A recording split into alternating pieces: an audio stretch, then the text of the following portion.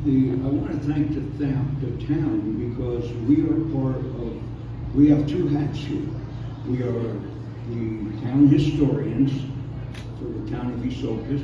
David is the historian, I'm the assistant, and we're part of the board of the Klein Esopus Museum, which goes back to, she mentions the church that's right the next up from the going north on 9W, there's the Headless Horseman, and then there's that huge church that's right there on the same side, and that's our museum. That church was built in 1827. Obviously back then, no septic system, no water, no electric. Gotta think of where we are. And so for a time they had the congregation was there, and they had, the congregation. And we have some people that live within the confines of Esopus, within walking distance of people who were literally baptized in that church. So, which is kind of like, we have the bricks on the front that memorialize that.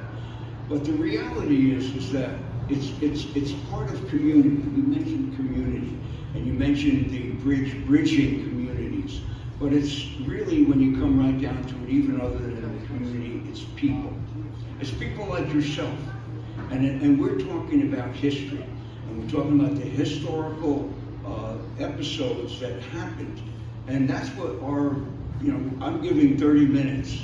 But the reality is I can have 30 hours and not be able to go through all of the facets of this beautiful gem that we call Esopus.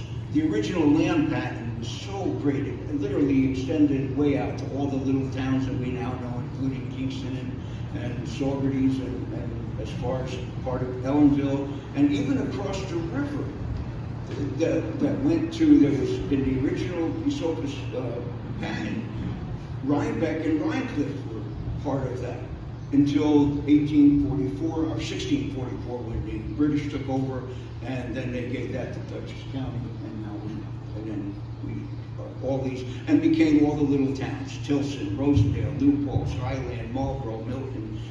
You go on and on and on, all the little towns that were part of the original Esopus. So we're not talking about this little town. See, that's what most people think. They think this little piece of land, but we're really extended, so we go far. And we have an eclectic and a gem of a culture that is from all facets. And we're talking especially about the Worth Street Bridge right now, and the time capsule, precisely. So one of the things that I thought was